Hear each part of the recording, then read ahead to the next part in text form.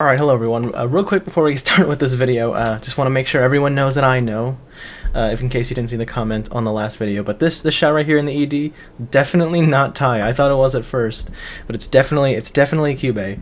I basically got spoiled. It wasn't really explicitly mentioned in the actual show yet, but Kyubey is actually a girl. But when I didn't know that, when I saw the chest wrappings, and the specific lighting of this shot makes Kyubey's hair, even though it's clearly different hairstyle, the color looks pretty much the same as Tai's hair color in the normal show. So that, and considering the fact that I thought Kyubey was a guy, when I saw the chest wrapping and the similar hair color, I totally, I mistook Kyubey for Tai. This is definitely Kyubey. It's just two shots of Kyubey, and not what I was thinking, and that being Tai drawing a sword to fight Kyubey, but Either way, I think the main thing we got out of this whole ED thing is that the ending spoiled it. I'm sure I would have figured it out eventually. Well, eventually the show would have outright said it, but either way, we're gonna get started with the next 3 episodes of Gintama, episodes 79, 80, and 81, which is the second half, the conclusion to the Yagyu arc, which is the longest arc so far, and I'm excited to see how it's gonna end. I'm excited to see some of the reactions to the revelations that might be happening in this show upcoming about a certain character. I already know it at this point. You already know it since you probably already watched it. So, as always, if you enjoy Gintama, make sure to hit that like button, subscribe, turn the notification bell on so you don't miss a single upload in the future. It also helps me to know that you all out there are enjoying this content and want to see more of it. And as always, in the link description below will take you to the full-length uncut reaction, so you can go there, watch the reaction, come back to YouTube for the discussion. That all being said, let's get started with episode 78. Okay, so this is by far one of the most ridiculous episodes. There have been some pretty out there episodes in terms of Gintama, but this has gotta take the cake. Spending so much time on this on more of these Death Note mind games, but last time it was over Hot Pot. Now it's over toilet paper. And oh my god. I love how based on the way Gintoki's face is illustrated, it's always like a straight face with no other emotion on it. While Kondo and Toji, or however you pronounce it, whatever his name is, Tojo I think, are like freaking the fuck out. They're just kind of sitting there casually, they're like, yeah, I know what I'm doing. I know how to manipulate people. It's so great. But man, I mean, I'm kind of glad that they basically spent, for most of this arc, they're just spending like an entire episode on singular fights, because it allows for them to, you know, expand on the fights as much as possible, and it doesn't really feel like it's rushing it, but at the same time it doesn't feel like it's dragging on, because even though this whole episode is basically just Kondo and Tojo in their minds thinking, oh, what is this person doing? We gotta figure out how to play along with this and eventually win. And the fact that I need to see again. I don't think Kondo actually had his plate broken, did it? Did he? No, I think he just fell straight onto it. Let me listen and see if there was a noise. Okay, so at the very least Tojo is out, but Kondo, even though his plate isn't technically broken as far as I know, might be down for the count since he had to wipe his ass with them. With sandpaper.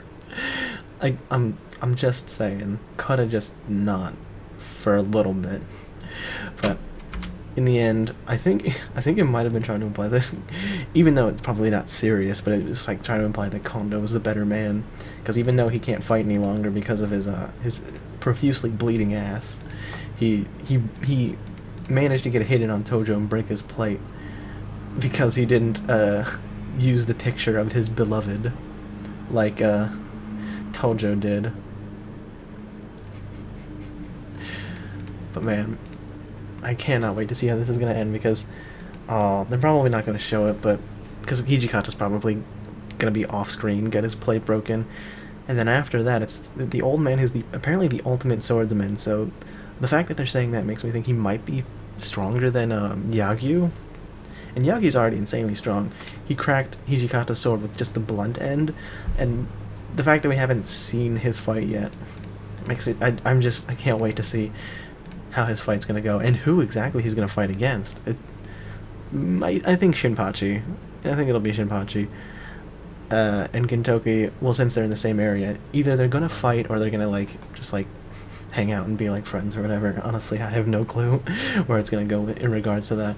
But man, god damn it! All right, I'm gonna get into the next episode now. Episode 80. This was a really, really good episode, and I really liked it a lot. And while I did say I was kind of I started becoming conflicted about the situation, I am definitely leaning more towards Gintoki and Shinpachi's side again, because the reason I started becoming like conflicted is because I think I can kind of, you know, sympathize with Kyubei's struggle, you know, because I feel bad for Kyubei, because he's basically, it was kind of like what I was saying with Naoto Shirogane from Persona 4. She had this identity that in order to be her best self or whatever, she had to become a man, even though that's not what they wanted her. Like, there's nothing wrong if that's who you want to be, but the fact that it's not who they want to be, and the fact that people keep forcing it down their throat as it, saying that they have to be this, is really fucked up. And I think not even really, I don't think Kyubei really recognized how fucked up that in general is that in that you should be allowed to be whoever you are, you should be allowed to be who you want to be, whoever that is. So having her grandparents and her father just like trying to force it down on them because of tradition, and it kind of just shows that even though Kyubei wants to become stronger so that she can protect Tai, and I think I fucks with the idea that they're this sort of relationship, so to speak, that they have. Kyubei feels more than romantic love or whatever for Otai, and it's more like a respect and like an admiration of her. But I think in Kyubei's quest to become even stronger and rise above the labels of both men and women, she is incidentally a lot weaker than a lot of people, then she realizes, because she's so focused on the idea of getting stronger that she blindly goes with whatever they're saying, because she thinks that'll be what takes her to be stronger, instead of recognizing that she's not strong. And because she decides not to like go against this idea that she has to be a man to become strong, and that she can be strong and also be a woman, and that you don't have to go above labels, because the labels in the long term don't really matter. But I think it's just like a sign of kind of weakness in some sort of way, that she doesn't really understand that that's not what's important, and the fact that, and I don't know specifically what it is, but the fact that she thinks that having other people protect you, or having people make up for your weaknesses, is like pathetic or cowardly, is really, it's a really terrible mindset to have. Because I think the people who say that are just so arrogant that they can't accept that somebody might be better than them at something. Like, because the idea that somebody can be so perfect in every single thing that they don't have to go with anyone, it leads to like a road of arrogance and, you know, disdain for everyone around you because they can't be as good as you. And so that's just another aspect in showing that even though Kyubei is, yes, very strong, very clearly strong, the fact that they can't recognize these things makes them ironically even weaker than Shinpachi, because Kyubei's going off on Shinpachi. He's too weak. He can't recognize that he's worthless, and even though his sister keeps protecting him, and the only reason his sister protects him is because he's weak. And that ironically absolutely makes Kyubei weaker than Shinpachi, because it's hard to articulate. I'm bad at this, I apologize, but I just think it's sort of like an interesting little thing, and they're probably gonna say some similar things to that when in the final episode for this arc. But yeah, I've lost my train of thought. I don't know what happened. But refusal to accept help, and refusal to accept the fact that you're not able to do everything by yourself, even no matter how strong you are, the fact that you can't accept any of that just proves how much weaker you are than the people that can accept help from other people. It's a classic lesson that you learn from series. I didn't actually watch it, but there was a filler arc in Bleach that kind of had that going on, where Ichigo was fighting some guy, and he was like, only the weak would team up with other people, but yet he still lost, the villain of that arc. And I think it's something similar with that kind of thing. And real quick, before I forget, because I'm liable to forgetting, I need to look up Kyubei's voice actor. Kyubei Yagyu. Voice actress Fumiko Orikasa. I might be wrong. I might not recognize this voice actor. First thing, and I was literally just talking about Bleach 2 seconds ago. She also Yagyu Kyubei shares a voice with Rukia Kuchiki from Bleach, and also Ashizogi Jizo apparently. Oh boy, God. Can't wait for 1000-Year Blood War anime. Man, I can definitely see it now. I can definitely, when I go back to watch episode 81, I'll definitely be able to hear the Rukia in her voice. She also voiced Shirley from Code Geass, which I don't even remember what Shirley sounds like. Oh, she's the Japanese voice actor for Riza in Fullmetal Alchemist Brotherhood, which I need to watch Brotherhood in sub. I've only watched it dubbed. Riza is best girl, so I'm not surprised. Who else do I recognize? I don't think there's anything else yet. Wait, what? Oh, Pikachu in Pokemon Generations. Yeah, no, it looks like it looks about it, but still, good shit. I didn't catch on that was Rukia. All right, yeah. Now I'm gonna get into episode 81 now, the final episode of this arc. Oh boy. Oh boy. Okay, so what a way to end this arc. The end of this like pretty serious arc with a lot of emotions involved with it, and some kind of topics that I wasn't really expecting Gintama to like sort of get into in this series, because they've gone into definitely some interesting topics that I wouldn't have expected to go into before, like with the father mother type thing way back when. So it was really interesting to see how this all handled, and I really liked the kind of message that they were kind of going for, especially with Kyubei. Kyubei was a really interesting character throughout this whole thing. By the way, the fact that they ended this entire arc with all the characters getting chased out of a wedding hall by a bunch of gorillas, the fact that that's how the arc ended, it's just such a Gintama way, by the way. But when it comes to this whole arc, I thought it was really interesting how there's sort of like or how do I put it? There's like a similarity between what Kyubei was trying to do with Tai to what Kyubei was having done to her in when she was a kid, and I'm pretty sure is pretty like explicitly stated, but I'm just saying how it's interesting, and I just find it really interesting that what the way they did that is that because of the way Kyubei was raised, being forced to be someone she didn't want to, having a bunch of people not care about how she felt, and because of that, she felt that the only way she could have what she wanted is if she did the same exact thing. Was really interesting, because that's exactly what she did to Tai, and I think that's what was a really great moment from this episode, when she sort of realized that. And I kind of like how, even though it wasn't really like explicitly said, even though that they're still friends, Kyubei at this point kind of accepts the fact that Tai was never really interested in her in that way, and I hope that this is kind of like permanent, and that Tai doesn't feel the need to hide her emotions a lot anymore, because that's very true. Because even when she was mad about stuff, she usually didn't break her facade. She was usually, because usually she gets violent when she's mad, but she'll still like keep a smiling face. The one example that comes to mind is when Gintoki was invited to the hostess club or whatever, because of the competition between herself and one of the priestesses. And he was saying, "What now? Do I touch your butt now?" And she sort of like, with a smile on her face, elbowed Gintoki in the nose or whatever.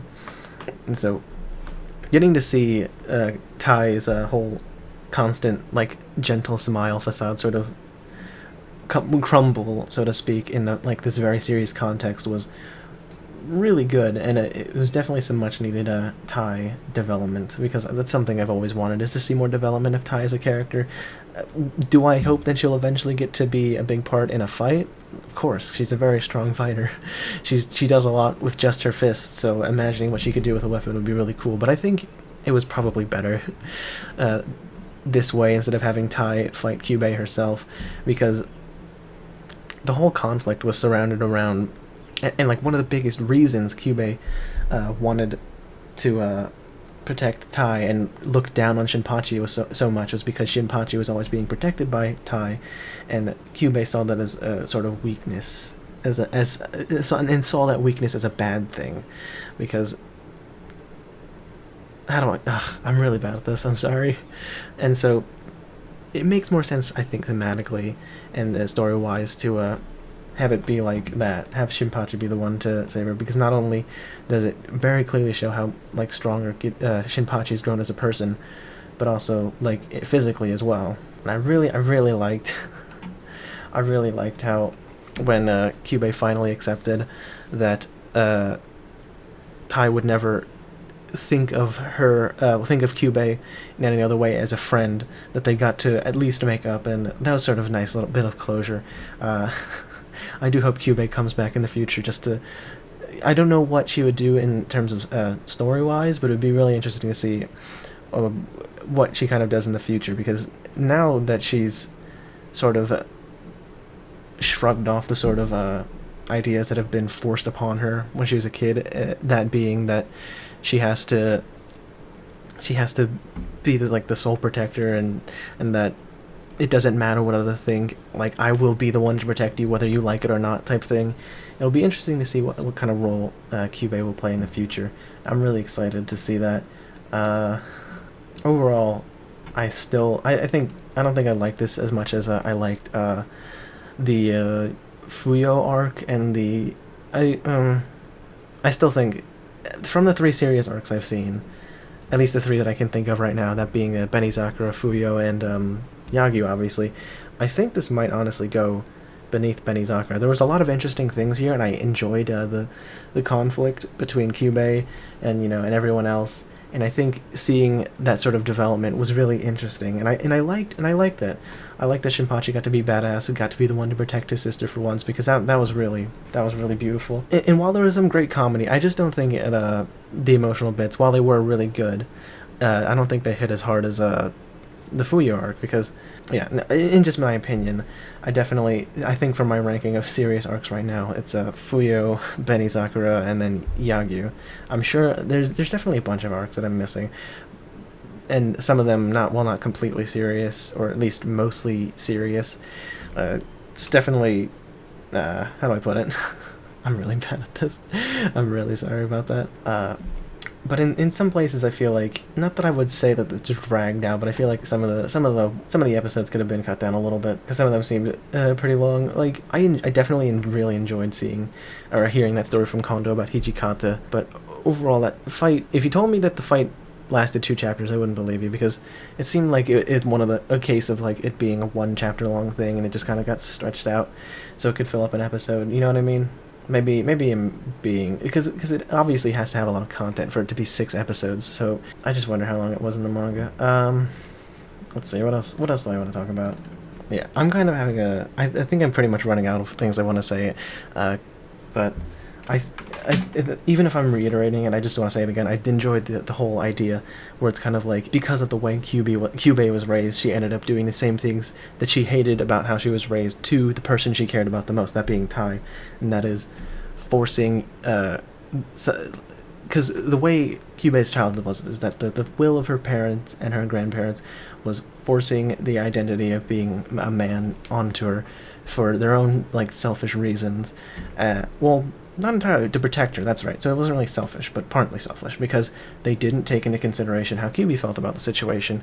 And so that's basically a similarity between what happened to Kyubey to what happens to, or what Kyubey does to Tai, and that being, of course, forcing her own will of always having Tai around her, and potentially even marrying her.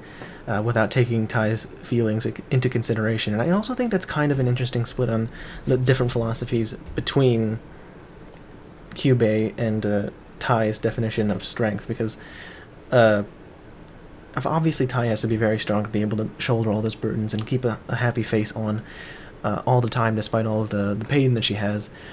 And the reason she does it is for the sake of others, to protect people who have a harder time protecting themselves. And on the other hand, Kyubey's definition of what it means to protect someone is vastly different, and involves enforcing your will on other people. It's more like an authoritarian type idea of what it means to protect other people, instead of it being like Tai, where as long as they're happy and as long as they're protected and as long as you can help them with their problems, then they'll be happy.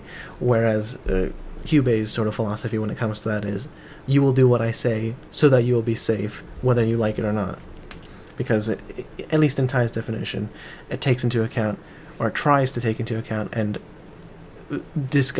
help with understanding. It takes a degree of understanding of how other people feel. I'm really...